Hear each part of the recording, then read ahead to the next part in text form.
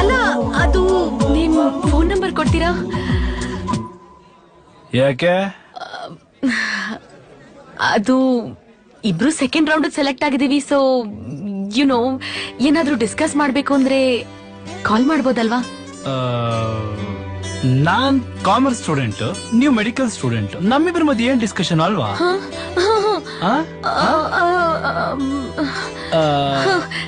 Okay, bye bye bye bye. ರೇ ತಾಳ್ರಿ, number ತಾಳ್ರಿ. One second. ಹೇಳಿ. 99 99 00 00 30 30 30 90. ಹಂಗೆ ಒಂದ್ ಮೆಸೇಜ್ ನಂಗೂ ಕಳಿಸ್ತೀನಿ.